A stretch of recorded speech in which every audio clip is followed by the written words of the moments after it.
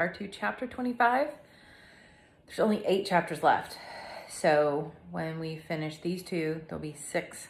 So I think we can finish the book this week if Miss Bouse keeps reading 2 a day. Okay, so chapter 25, A Bold Accusation.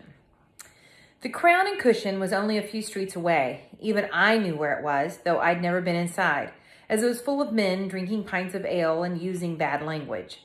How could Rose have gotten lost between here and there? I pushed against the heavy door at the top of the stairs and nearly tumbled into the corridor. My hands were filthy, and I had a suspicion that I wore cobwebs in my hair. Poor Miss Mary Ann, having to sleep there. I wiped my hands to my coat and considered where I might begin to look for Rose. But who should be standing by the desk, leaning on it with one casual hand, but the man who had been in my thoughts moments earlier? He thwacked a hat against his leg, spraying droplets of rain all over the tiled floor. Well, my lucky day, said Mr. Fibley in the odd, croaky voice. My spell in the cellar had left me chilled and clammy. This was no one's lucky day. Rose's mother was dead. Miss Mary Ann was in a dungeon, possibly in the company of rats. And suspect number 1 stood before me, face bright with cheer. Here I am. The reporter propped his hat on the desk and flicked open his notebook. Chatting with the amiable Constable Rushton, waiting to speak with the mermaid room murderess, and who should appear but Miss Agatha Morton, the indomitable mystery queen. How is it that you beat me to the scene every time? Not bad for a 12-year-old. Are you trying to take my job? My voice had disappeared down my throat. How dare he be nonchalant and jolly? He had likely mixed mouse poison into a sugar bowl. At the very least, he had written rubbish in the newspaper for all the world to read. Rose's words came to mind. I am too angry to listen to you just now, I said. Please do not speak to me. I heard Mummy tisking. That sounded too rude, even if he were a poisoner. Well, until perhaps next week, I added. Mr. Fibley tossed back his head and laughed, showing off immaculate white teeth. Waiting a week in the news business is not a viable option, he said. You are clever enough to understand that. I need today's truth today. Today's truth? My heart thumped. Today's truth is that Miss Mary Ann Eversham is not guilty of murdering her sister-in-law. You've already got that wrong, and I think you know it. Mr. Fibley raised an eyebrow, high above the gold rim of his spectacles. He had rather nice eyes, I noticed in surprise, though I only looked into them for half a moment before directing my gaze downward. Could a murderer have nice eyes? And was there any resemblance between Mr. Fibley and the woebegone prisoner in the cell below? I am most curious to hear your opinion on the matter, Miss Morton. If your dance teacher is not guilty, then who has performed this heinous act? Who indeed? Was he attempting to misdirect my suspicions? Might I lead him into an accidental admission of his guilt? I would not begin with the subject of murder, but tackle instead his irresponsible journalism. You replied in your report that I accused Mr. Fusswell, I said. I admit that he is fairly loathsome, but he is not a killer. What you wrote has injured his reputation and presented me a silly girl. Fairly loathsome, repeated Mr. Fibley. May I quote you on that? No, I said. You make a show of caring what people say, but what gets published is entirely unrelated to the truth, despite your claims. Did I write something down you did not say? Blood pounded noisily in my ears that I had difficulty remembering exactly. You twisted my intentions. Oh, did I? Said Mr. Fibley. I did not say that Roddy Fusswell murdered her or suggest that he brought the poison with him. Did you not? Stop it! I stamped my foot, just as Mummy had earlier. I stomped it again because it felt good. What really matters is that Rose's mother is dead and that Miss Mary Ann did not kill her. Have you considered the notion that Rose herself is the most suspicious of anyone? Of course I had. Not so long ago I had contemplated the possibility, with some sympathy, that Rose had sent her mother to the grave. But Miss Mary Ann's sad tale had confirmed her niece's innocence. It wasn't Rose, I said. The killer was a man. Oh, she shouldn't tell him that. Aggie, keep your mouth shut. Mr. Fibley jerked to attention, his fingers deftly opening the notebook and readying the pencil. What makes you think that? A man recently arrived in Torquay and not well known. It turned out not to be so difficult to look a killer in the eye, now that I was fired up, and with a constable sitting across the room, inattentive as he was. A man of about your age. Mr. Fibley examined me with a hard stare, and then began to laugh. Are you accusing me of murder? With blazing eyes, Mr. Fibley stepped toward me, a smile on his lips. Was he dangerous? Armed with a pistol? Hiding a dagger? I stepped back a pace and looked over at the desk sergeant, who was chomping on an apple and paying no attention to the deadly drama playing out before him. Should I scream? The main door opened with a loud bang. Wind whistled in along with the most welcome face. Hector! I ducked around the reporter and raced to greet my friend. Goodness, you're wet. Hector stood in the doorway, blinking as if surprised to enter a room holding light and people. His hair and jacket, his short trousers and stockings were all as wet as if he pulled them on straight from a washing tub. Oi, called the officer from behind the desk. Close the door like a good lad, won't you? Double of a night out there. Hector pushed the door shut and began to shake. My cap is lost. His plastered down hair made it look as if his head had been dipped in ink. His shoes made a slurping sound as he stepped toward me. I knew from my own misadventure last night exactly how awful that felt. Poor Hector, I said. Such a lot has happened. You're lucky I'm still here. Mr. Fibley was lurking too close by. Where is your quarry? The caterpillar goes to the hotel, said Hector, pausing to kick some fishing nets along the way. He sits in the bar to drink the whiskey. I am watching from the terrace, one glass of whiskey, then another, and then another. I believe he is intoxicated and not a threat this night, so I come to find you. Roddy Feswell's not the killer, I whispered. You've been following the wrong man. The wrong man? Hector's gloomy look darkened. His lips were the color of spring violets. You know this? He removed his jacket and jiggled it, causing a small rainstorm. She thinks I am the killer, said Mr. Fibley suddenly at my elbow. You, sir? Hector looked at me. I have acquired a heap of new information. I took Hector's hand and guided him behind one of the columns that held up a dark and distant ceiling. Mr. Fibley followed us. If you're accusing me of murder, he said, I have every right to know the reasons you... Please to tell me something, said Hector. I am most curious. I don't want to speak while he is listening, I said. He has a very bad habit of taking a person's words and twisting them into... Hector led me to the very center of the police station foyer.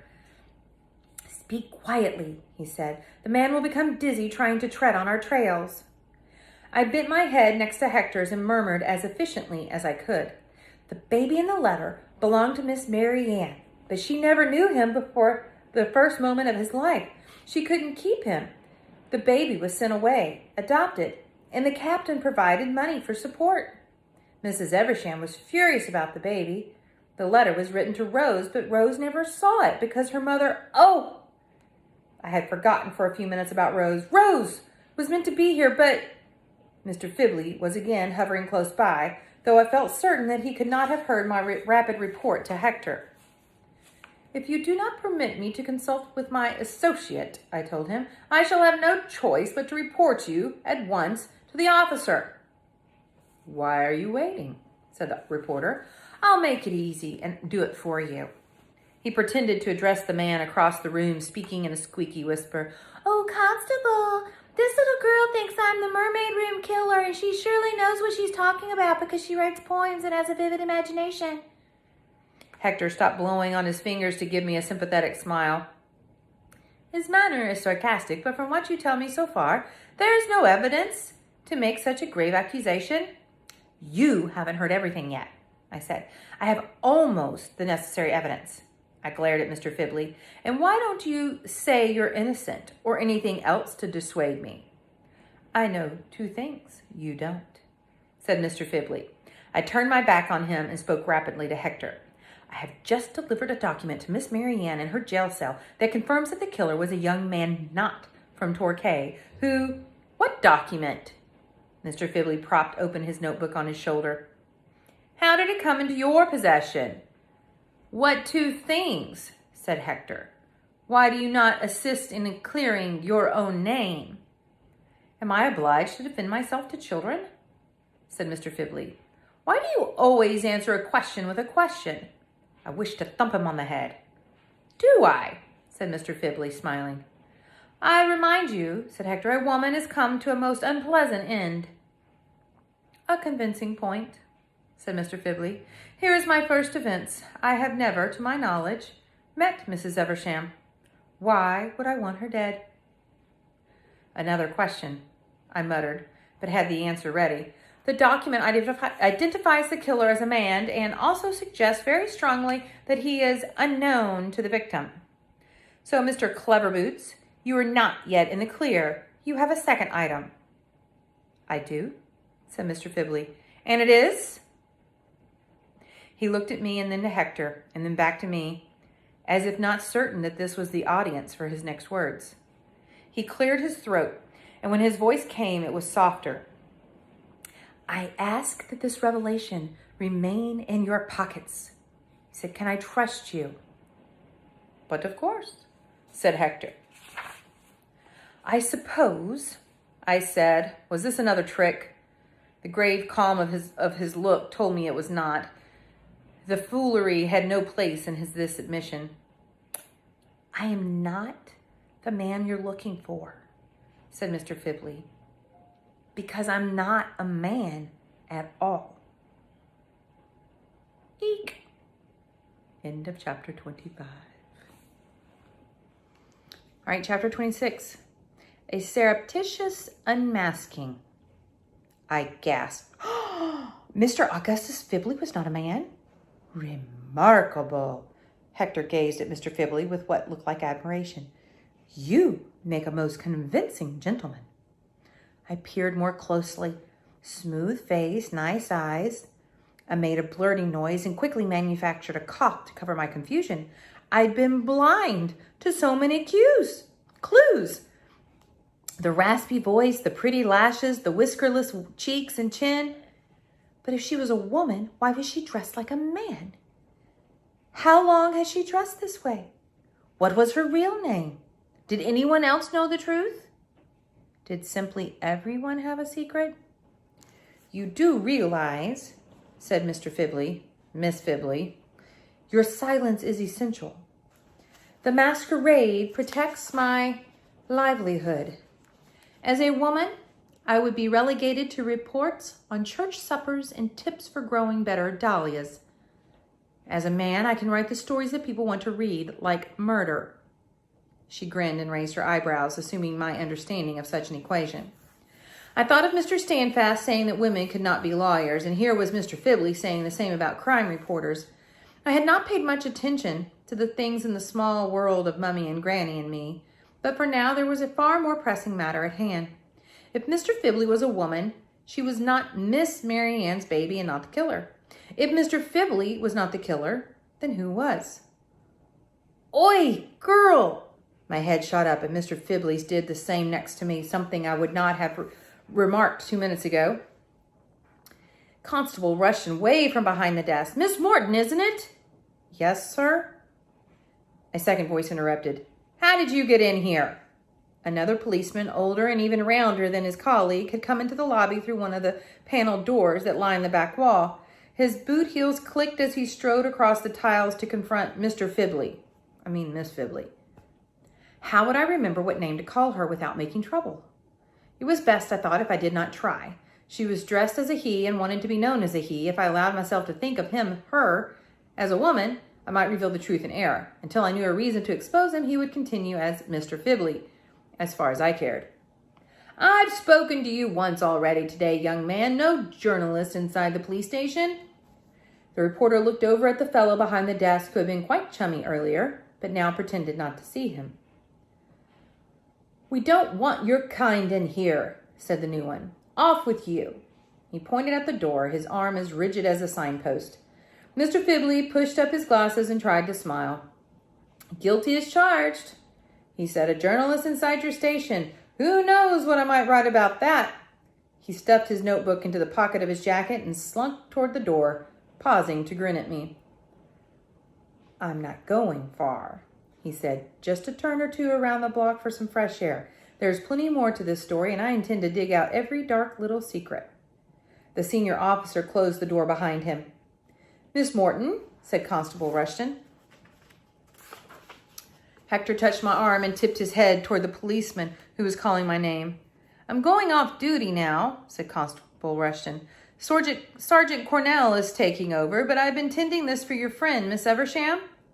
He opened a cupboard behind the desk. She left it in my care, he said. Too heavy for a lass to be lugging about in the train. He was holding Mr. Standfast's valet.